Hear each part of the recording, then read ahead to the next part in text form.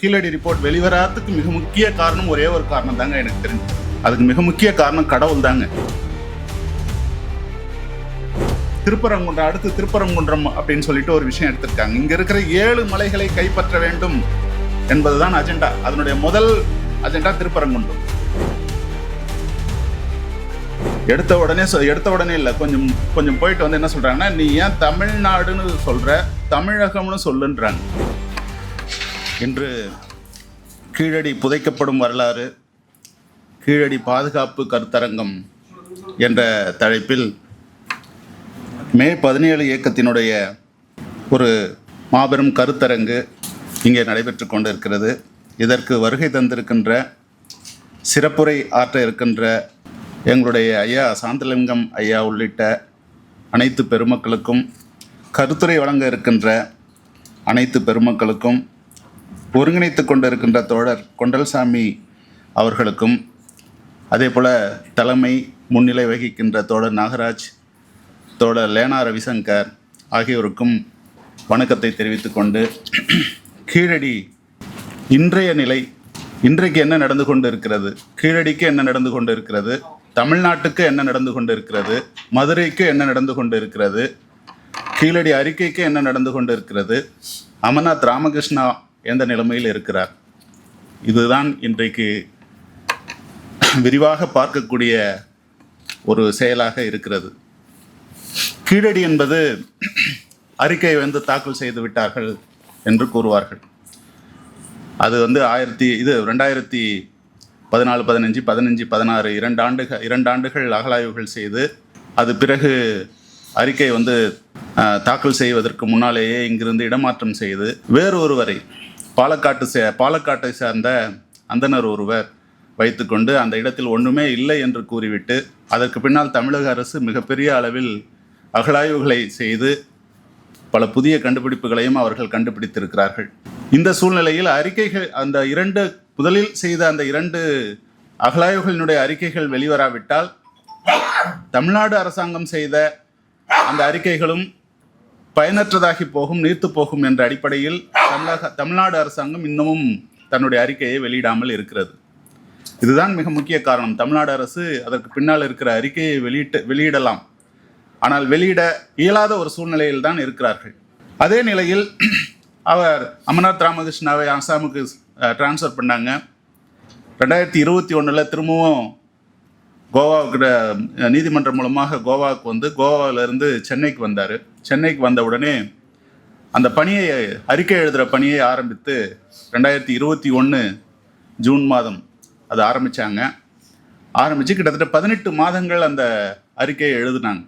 அந்த அறிக்கை எழுதும்போது கூடவே இருந்த, அந்த அறிக்கை முழுவதையும் எழுதுவதற்கு கூடவே இருந்த ஒரு நண்பன், அமர்நாத் ராமகிருஷ்ணாவுடைய ஒரு ஆய்வு வழிகாட்டி என்ற நிலையில் அவர் கூடவே இருக்கக்கூடிய ஒரு நிலை எனக்கு ஏற்பட்டது.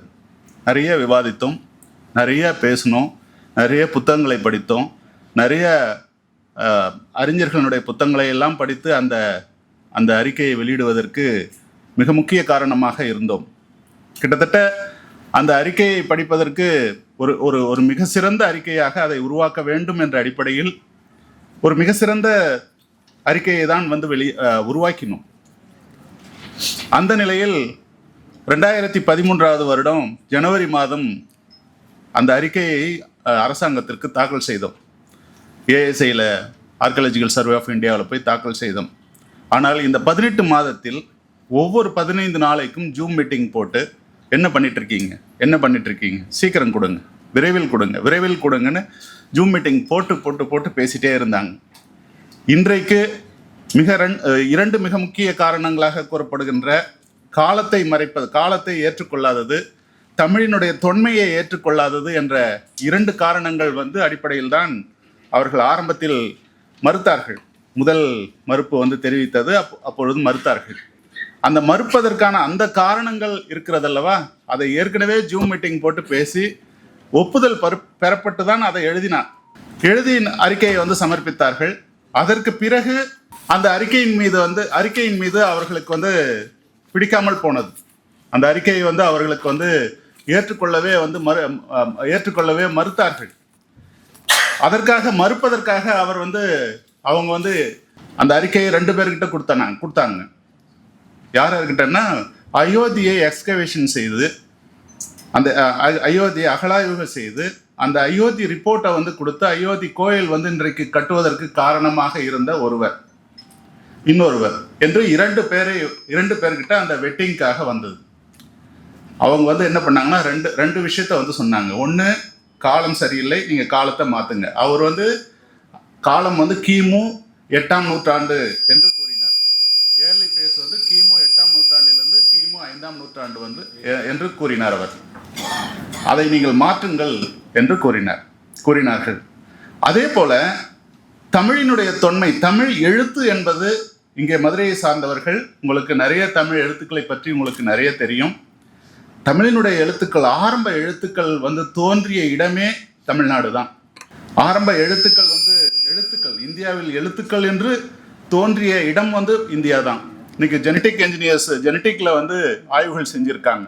அந்த ஆய்வுகள் செய்யும் பொழுது இது ஆப்பிரிக்காவில் இருந்து வந்த மனிதன் 75,000 வருடத்திற்கு முன்பு ஒரு தடவையும், அதே போல 60,000 வருடத்திற்கு இன்னொரு இடப்பெயர்வும், 45,000 வருடத்திற்கு முன்னால் இன்னொரு இடப்பெயர்வும், 30,000 வருடத்திற்கு முன்னால் ஒரு இடப்பெயர்வும், அதற்கு பின்னால் 7,500 3,500 வருடங்களுக்கு முன்னால் ஒரு இடப்பெயர்வும் இருந்ததாக ஜீன் மூலமாக தெரிவித்திருக்கிறார்கள். இது 11 லட்சம் பேரிடம் இரத்த சாம்பிளை எடுத்து அந்த ஆய்வை ஸ்பென்சர் வெல்ஸ் என்பவரும் டாக்டர் பிச்சப்பன் அவர்களும் செய்து இங்கே தமிழ்நாட்டில் 5% பிளட்ல இங்க 60,000 வருஷத்துக்கு முன்னாடி வந்த அந்த இனத்தினுடைய அந்த இடப்பெயர்வு செய்த அந்த மனித இனத்தினுடைய ரத்தம் மதுரையில் இருக்குது அப்படின்னு சொன்னாங்க.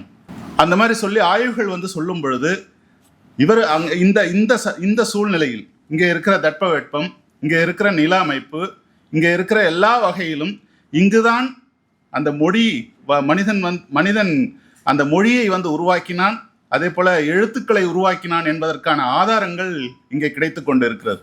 ஆனால் சொல்ல மறந்த ஒரு விஷயம் என்னவென்றால், அவர்கள் தமிழனுடைய காலத்தையும் கண்டுபிடித்துவிட்டு தமிழனுடைய எழுத்துக்களும் எந்த காலம் என்று சொல்லிவிட்டால் அடுத்த கேள்வி தமிழ்நாட்டில் இருப்பவர்கள் வேறொரு முக்கியமான கேள்வியை கேட்பார்கள். தமிழன் கீழடி ரிப்போர்ட் வெளிவராதுக்கு மிக முக்கிய காரணம் ஒரே ஒரு காரணம் தாங்க எனக்கு தெரிஞ்சு. அதுக்கு மிக முக்கிய காரணம் கடவுள் தாங்க. கடவுள் தான். அவங்க கடவுள் இருக்குதுன்னு சொல்லிட்டு இருந்தா கீழடி ரிப்போர்ட் நேரம் வெளியே வந்துட்டு இருக்கும். ஏன்னா அமர்நாத் ராமகிருஷ்ணா இன்னொரு ஆய்வையும் செய்தார், அது இன்னும் வெளிவரல. 2023க்கு பின்னாடி அறிக்கை எழுதி முடிச்சதுக்கு பின்னாடி the lesser importance of temple architecture அப்படின்னு சொல்லிட்டு ஒரு ப்ராஜெக்ட் பண்ணாங்க. தமிழ்நாட்டில் கடவுள் முதலாக தோன்றினான், எப்போது தோன்றினான் என்பதற்கான அந்த ஆய்வுகளை வைத்து நாங்கள் செல்லும் பொழுது எந்த இடத்தில் முதலாக கடவுள் வழிபாடு தோன்றியது, ஒரு ஆந்த்ரோமார்பிக் இடத்துல இருந்து எப்படி கடவுள் எவல்யூஷன் ஆகினாரு அப்படின்றத ஆய்வு பண்ணிட்டு இருந்த சமயத்தில் அதையும் 2 வருஷம் தான் செய்ய விட்டாங்க. தமிழ்நாடு முழுக்க சுற்றுப்பயணம் செஞ்சோம். 2 வருஷம் தான் செய்ய விட்டாங்க. ஓரளவுக்கு அப்படியே போயிட்டு இருக்கும்போது, இறுதியை நோக்கி போயிட்டு இருக்கும்போது அதை அப்படியே எடுத்து டைரக்டர் போஸ்டிங் கொடுத்து டெல்லிக்கு அனுப்பிச்சிட்டாங்க. ஏன்னா கடவுளுக்கு எல்லா மதத்திலும் எல்லா நாட்டிலும் நீங்கள் பார்த்தீர்கள் என்றால் கடவுளுடைய வரலாறை எழுதி வைத்திருக்கிறார்கள். கடவுளுக்கு சிலை எப்போ வந்தது, கடவுளை எப்போ கும்பிட்டான், கடவுள் எந்த மதம் எந்த காலத்தில் தோன்றினது அப்படின்னு சொல்லிட்டு இருக்காங்க. ஆனால் இந்தியாவிலும் தமிழ்நாட்டிலும் மட்டும்தான் இதற்கு காலத்தை அவர்கள் நிர்ணயிக்கவில்லை. அந்த காலத்தை நிர்ணயிக்காமல் இருப்பது தான் ஒரு பிரிவினருக்கு பிழைப்பாகவே, வயிற்று பிழைப்பாகவே இன்றைய தேதி வரையிலும் இருக்கு. ஒரு மனித கூட்டத்தை அடக்கி ஆள்வதற்காக அந்த அந்த ஆரிஜின் ஆஃப் காட் அப்படின்ற வரலாற்றை யாரெல்லாம் எழுத நினைக்கிறார்களோ அதை பற்றிய கண்டுபிடிப்புகள் எப்பொழுதெல்லாம் வருகிறதோ அப்பொழுதெல்லாம் அதை அடித்து துவைக்கின்ற வேலை தான் செய்கிறார்கள். இந்த அடிப்படையில் கீழடி ரிப்போர்ட் வெளியே வராமல் இருக்கிறதுக்கு காரணம், எனக்கு தெரிஞ்ச ஒரு காரணம் கடவுள். இதுக்கு அடுத்தது என்ன அப்படின்னு சொன்னால், அவர் அந்த அறிக்கைக்கு முதல்ல அந்த அயோத்தியை சேர்ந்தவங்க சொல்லி அந்த 2 கொஸ்டினை எழுப்பி அனுப்புகிறாங்க. அனுப்புறதுக்கு அவர் கிட்டத்தட்ட பார்த்தீங்கன்னா 23/5/2025 அதுக்கு பதில் அனுப்புகிறார். நான் திருத்த மாட்டேன் அப்படின்னு சொல்லி அவர் அனுப்புகிறார். நான் திருத்தி கொடுக்க மாட்டேன், அதாவது என்னுடைய ஆய்வினுடைய முடிவை நான் மாற்றி தர மாட்டேன் என்று அவர் வந்து கூறிவிட்டார்.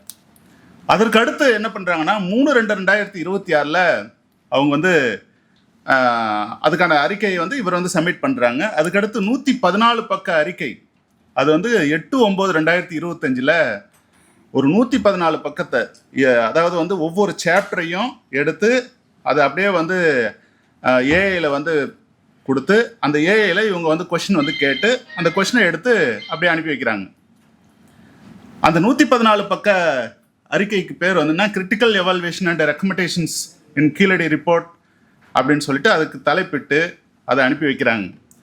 அந்த அறிக்கையில் வந்து பார்த்தீங்கன்னா பிரியங்க் குப்தா அப்படின்னு சொல்கிற அசிஸ்டன்ட் ஆர்கியாலஜிஸ்ட்டு, கரிஷ்மா கௌசிக் அப்படின்ற அசிஸ்டன்ட் சூப்பரிண்டெண்டிங் ஆர்கியாலஜிஸ்ட்டு, அரவாடி அப்படின்னு சொல்கிற ஒரு டெப்டி சூப்பரிண்டெண்ட் ஆர்கியாலஜிஸ்ட்டு, இந்த நேம் வந்து எந்த பகுதியை சார்ந்தவர்கள் என்று நீங்கள் புரிந்து கொள்ளுங்கள். ஏன்னா இந்த கேரக்டருக்கு வந்து ஒரு முக்கியமான கேரக்டர் வந்து இருக்குன்னா இறுதியாக அதை வந்து சொல்லாவிலையும் கொஞ்சம் அனுமதிக்கணும். அதே போல் ஹெம்சாகர் ஏ நாயக் அப்படின்னு சொல்கிற director, Nandini Bhattacharya Sahoo joint director general, இவங்கெல்லாம் சேர்ந்துக்கிட்டு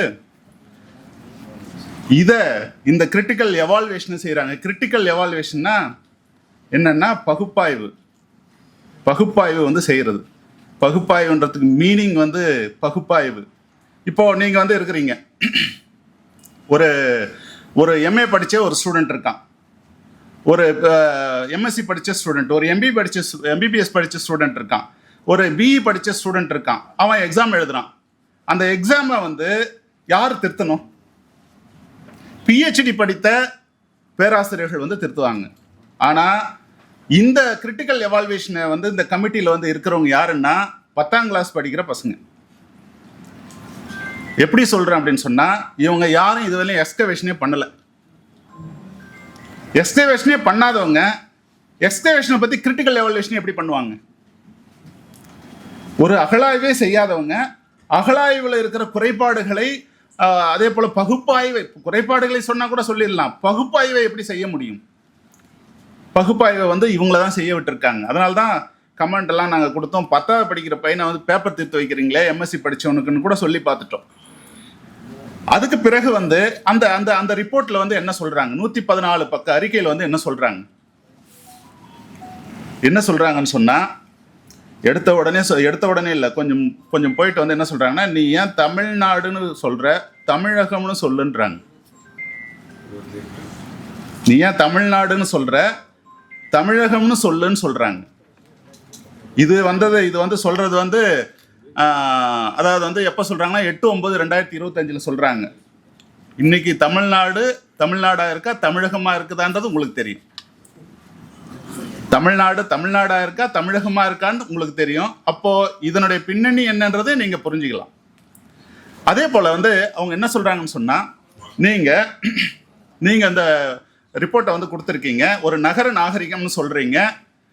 வட இந்தியாவில் மௌரிய நாகரிகம் வந்து ஒரு 2வது நகர்ப்புற நாகரிகமாக இருக்குது. முதல் நகர்ப்புற நாகரிகம் வந்து சிந்து சமவெளி நாகரிகம், 2வது நகர்ப்புற நாகரிகம் வந்து மௌரிய நாகரிகம்னு சொல்கிறாங்க. நீங்கள் அது கூட வந்து ரிலேட் பண்ணுங்க.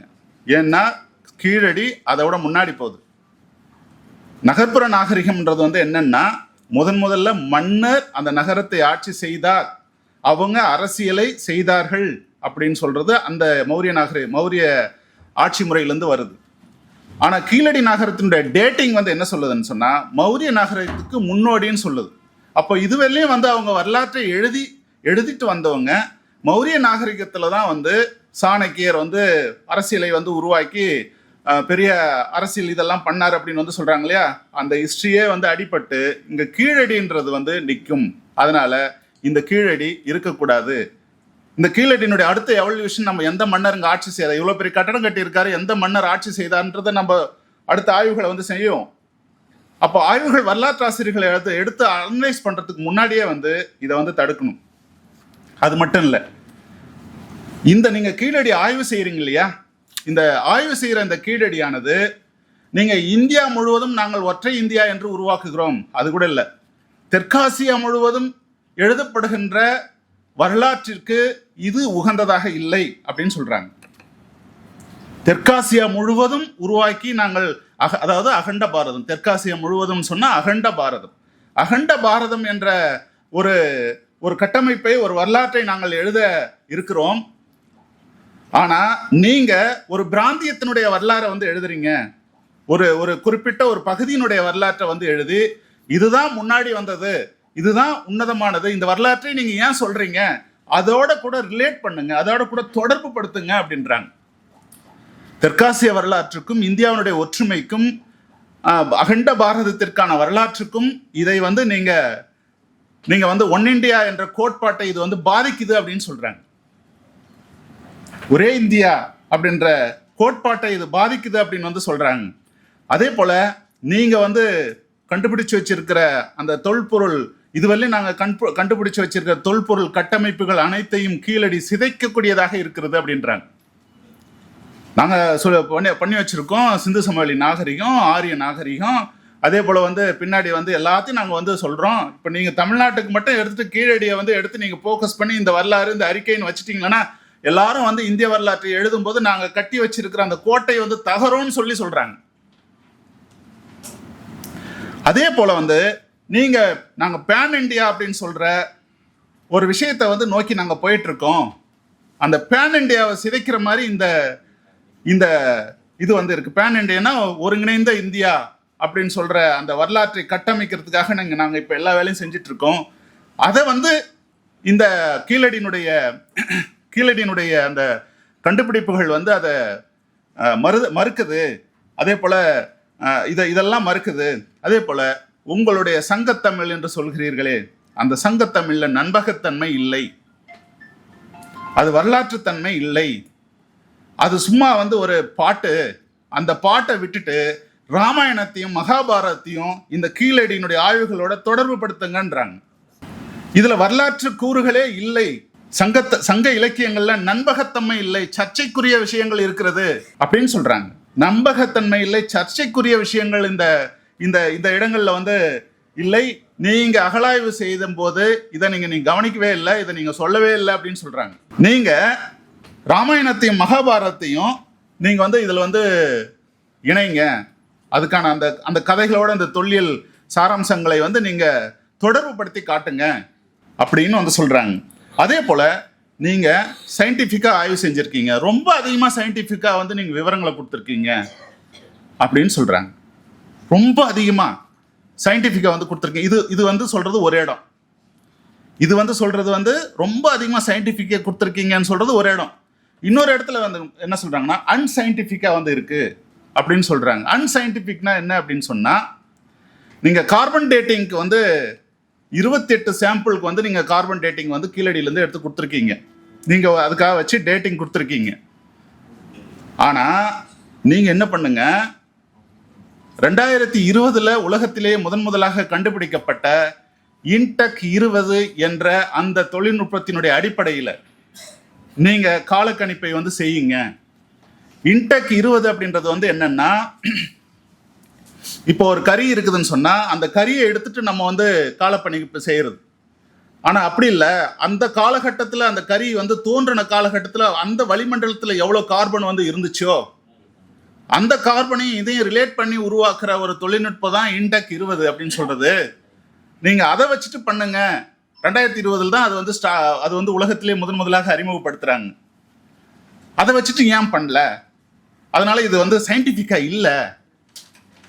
ஆனா ஒரு உண்மையான ஒரு விஷயம் என்னன்னா, மொஹஞ்சதாரோவிலும் சரி, ஆரப்பாவிலும் சரி, இன்னைக்கு இருக்கிற எல்லா இடங்கள்லையும் சரி, 2 சாம்பிள் 3 சாம்பிளுக்கு முன்னாடி நம்ம இந்திய தொல்லியல் துறையானது, இல்லை 5 சாம்பிளுக்கு மேல இந்திய தொல்லியல் துறையானது கார்பன் டேட்டிங் கொடுத்துருந்தா நான் இதை வந்து நிறுத்திட்டு அப்படியே நான் கிளம்புறேன் வீட்டுக்கு. இதுவரையிலும் அந்த மாதிரி கிடையாது. 28 சாம்பிள் பண்ணிட்டு நீ இன்னும் வந்து எடுத்து வச்சிருக்கிய 80 சாம்பிளுக்கு மேல எடுத்து வச்சிருக்கல, அதை எல்லாத்தையும் எடுத்துட்டு போய் நீ இது கொடுன்றார். இதை எத்தனை நாள்ல கொடுக்கணும்? 15 நாள்ல கொடுங்கன்றாங்க. 15 to 1 மாசத்துக்குள்ள இந்த ரிப்போர்ட்டை நீங்க பண்ணி சமர்ப்பீங்க அப்படின்னு வந்து சொல்றாங்க. அதே போல வந்து அதிகமாக வந்து நீங்க இலக்கிய ஆதாரங்களை வந்து கூட்டிருக்கீங்க. இலக்கிய ஆதாரங்களை வந்து நீங்க அதிகமாக கொடுத்துருக்கீங்க. இலக்கிய ஆதாரம் உங்க தமிழ்நாட்டில் வந்து இருக்கிற இலக்கிய ஆதாரங்கள் வந்து வேஸ்ட்டு. அதான் ஏற்கனவே சொன்ன மாதிரி அது வந்து சரியில்லை. நீங்க அதை வந்து அதிகமாக வந்து கொடுக்கக்கூடாது, அதெல்லாம் வந்து எடுங்க அப்படின்னு சொல்றாங்க. அதே போல வந்து சுற்றுப்புற இப்போ கீழடி இருக்குதுன்னா கீழடியை சுற்றூரம் வந்து இருக்கிற அந்த சுற்றுப்புறம் குறிப்பா சொல்லணும் அப்படின்னு சொன்னா தமிழ் பிராமி அப்படின்னு சொன்னா ஐயாவுக்கு கூட தெரியும். யானைமலை வந்திருக்கு, மற்ற மலைகள் இருக்கு, சமணர் குகைகள் வந்திருக்கு, அங்கதான் வந்து தமிழனுடைய எழுத்துக்கள் தோன்றியது அப்படின்னு சொல்லிட்டு இதனால வந்து இவ்வளவு நாள் வந்து எல்லாரும் வச்சிருக்காங்க. கீழடியை அந்த சமணர் குகைகளோடு தொடர்பு படுத்தி நீங்க எழுத்து எப்போது தோன்றியது அப்படின்னு வந்து சொல்லுங்க. இதுல ஒரு நுணுக்கமான விஷயம் வந்து ஐயாவுக்கு வந்து தெரியும். ஒரு நுணுக்கமான விஷயம் என்னன்னா, நீங்க சமணர் காலத்துல தான் எழுத்துக்கள் தோன்றியதுன்றத நீங்க ஒத்துக்கோ. அதுக்கு முன்னாடி வந்து கீழடி அப்படின்னு சொல்லிட்டு எழுத்தை முன்னாடி எடுத்துட்டு போனேன்னா, நாங்க கட்டி வச்ச எழுத்துக்களுடைய ஹிஸ்டரியை வந்து எழுத்துக்கள் தோன்றியதற்கான ஹிஸ்டரியை வந்து நாங்க கட்டி வச்சிருக்கோம் இல்லையா, அது பூரா உடஞ்சி போகும். நாங்க என்ன கட்டி வச்சிருக்கோம்? அதாவது வந்து ஜைனர்கள் தான் வந்து நமக்கு வந்து எழுத்துக்களை அறிமுகப்படுத்தினாங்க. அறிமுகப்படுத்தி தமிழ்நாட்டில் அப்புறமா தான் எழுத்துக்கள் வந்து அறிமுகமாகி வளர்ந்தது.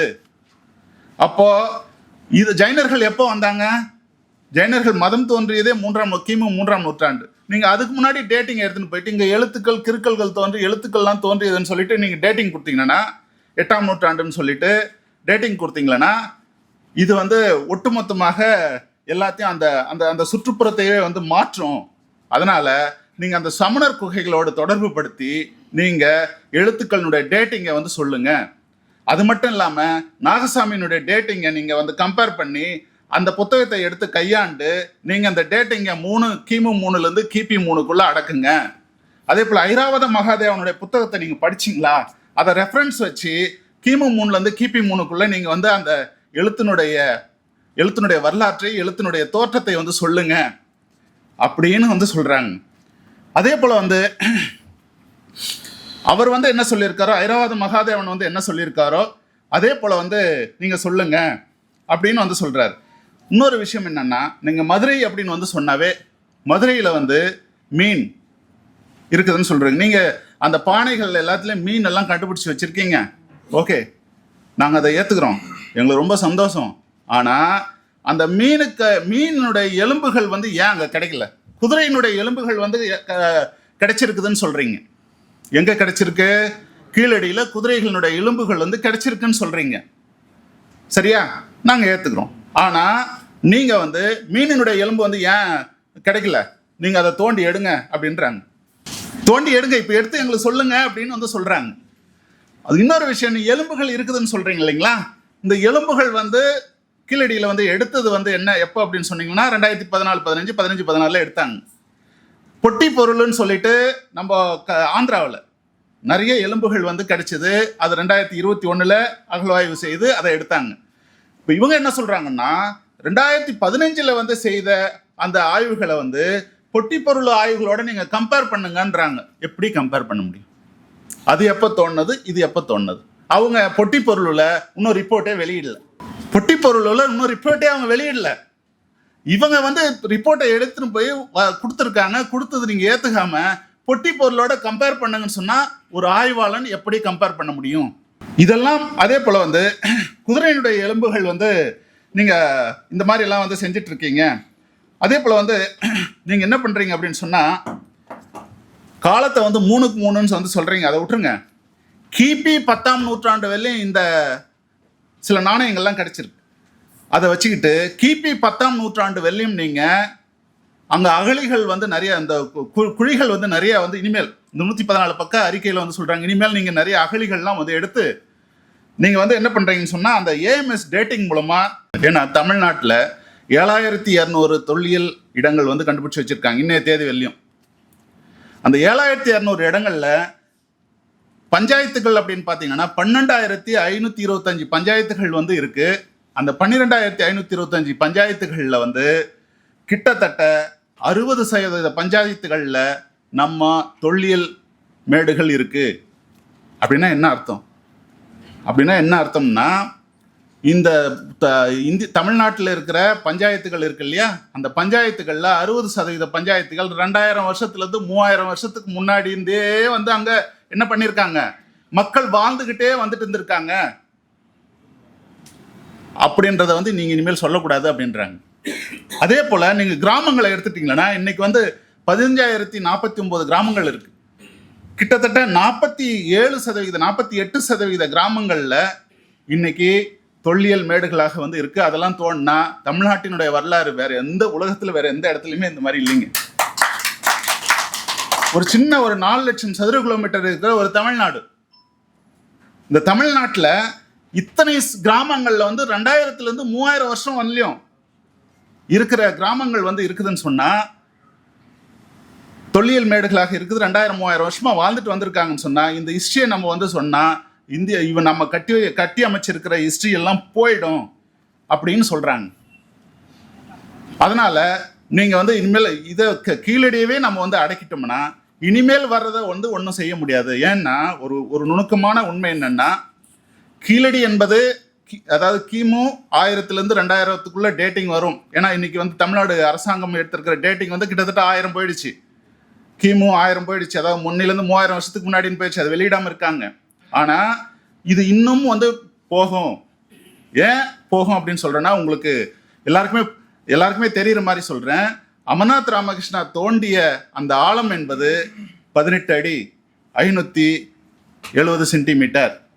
அதுல வந்து 225 சென்டிமீட்டர்ல தான் இவர் வந்து கார்பனை எடுத்து டேட்டிங்கை கண்டுபிடிச்சிருக்காரு. இப்போ நான் வெளியிடவே மாட்டேன்னு வந்து சென்ட்ரல் கவர்மெண்ட் சொன்னா, இப்ப இருக்கிற காலத்தை வெளியிடுங்கன்னு நம்ம கேட்போம்.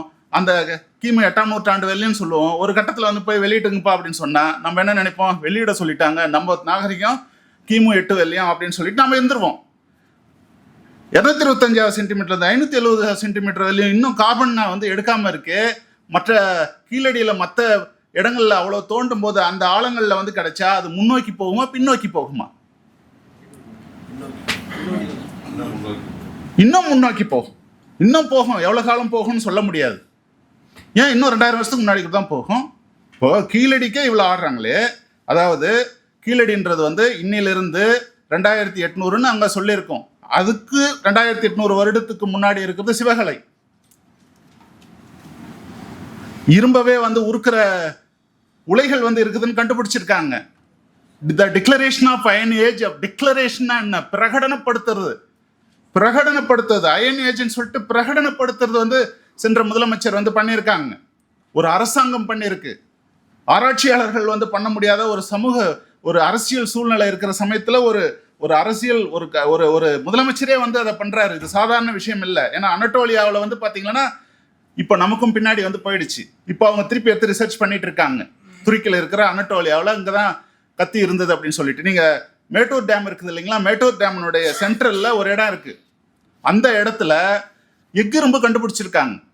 எஃகிரும்பு வந்து பாத்தீங்கன்னா கிட்டத்தட்ட 2% கார்பனை வந்து இரும்போட சேர்த்தனாதான் எஃகிரும்பு வந்து கிடைக்கும். அந்த சேர்க்கிற அந்த நுட்பத்தை வந்து அவங்க தெரிஞ்சு வச்சிட்டு இருக்காங்க தமிழர்கள்.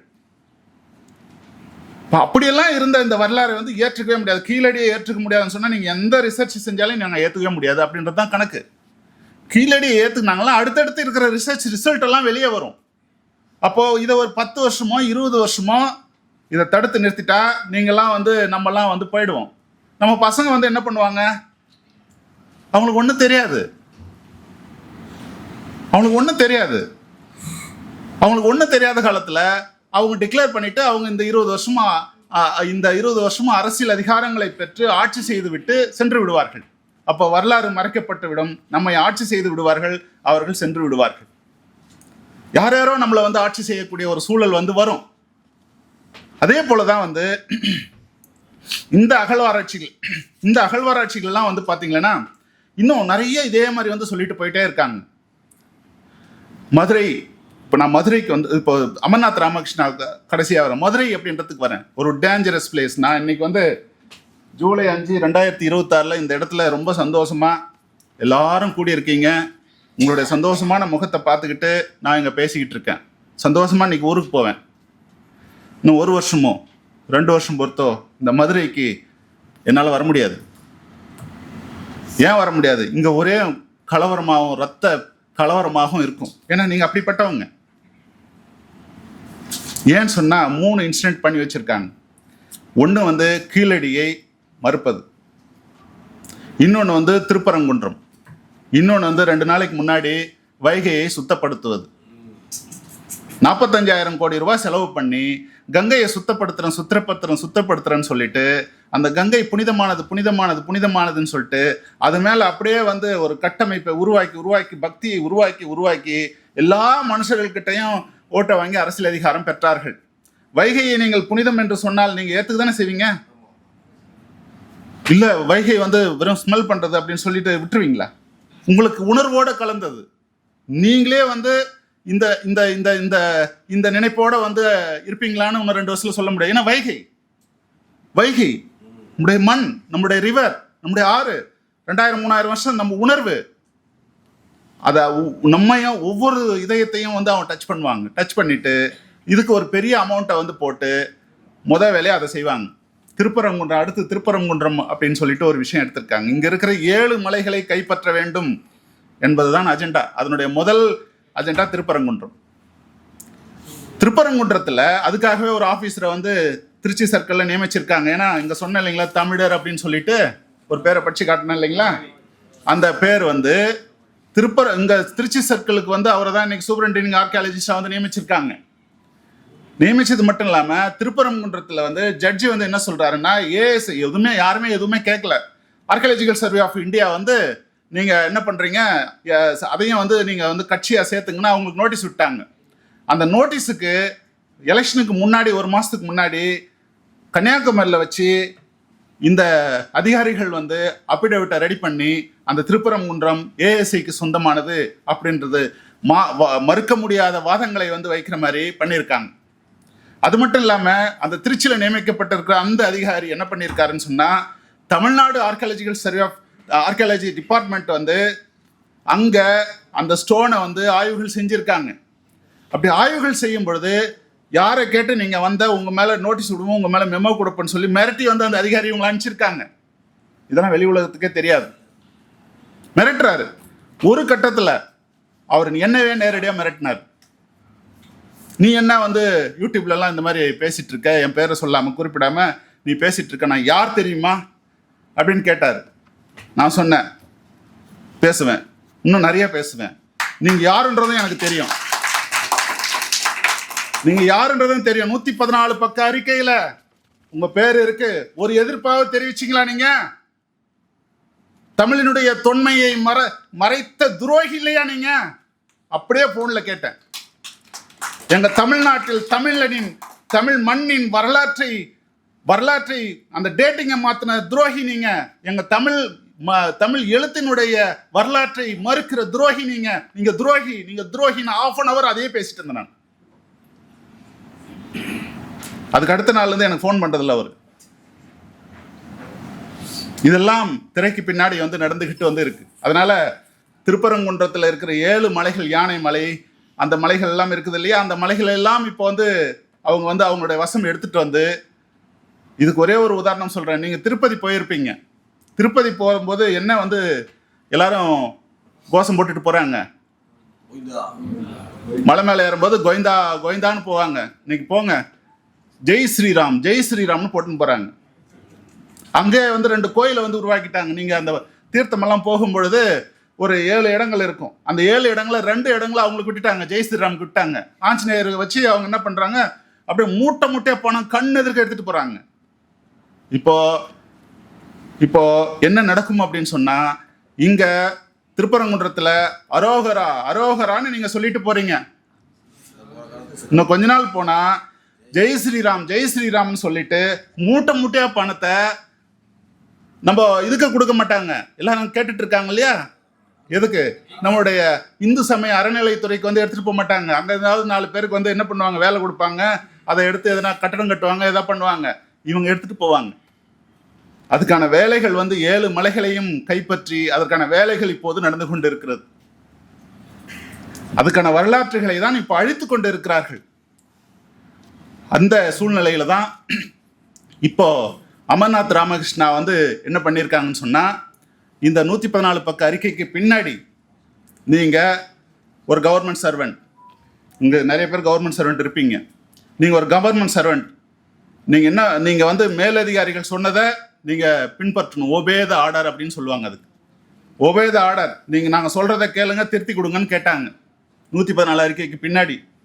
இதுக்கு அவர் என்ன சொன்னார்னா, யூபிஎஸ்சியினுடைய சர்வீஸ் சட்டத்திலேயே வந்து என்ன இருக்குன்னா, ஒரு 76 என்ன அதில் 2 பார்ட் 2ல் வந்து ஒரு ஆய்வாளர் அல்லது ஒரு அதிகாரி தான் கண்டுபிடித்ததை மேலதிகாரிகளுடைய இதுக்கு பயப்படாமல் தான் கண்டுபிடித்ததை அப்படியே செய்வது அவருக்கு முழு உரிமை அளிக்கப்பட்டு இருக்கிறதுன்னு சொல்லியிருக்காங்க. அந்த ப்ரொவிஷனை எடுத்து, அந்த செக்ஷனை எடுத்து இதுக்கு பதில் கொடுத்து, நீங்க வந்து ஒபேத ஆர்டர்லாம் வந்து இல்லை நான் கண்டுபிடிச்சது அப்படின்னு சொல்லிட்டு 2வது முறையும் 3வது முறையும் அவர் வந்து கொடுத்துருக்கார்.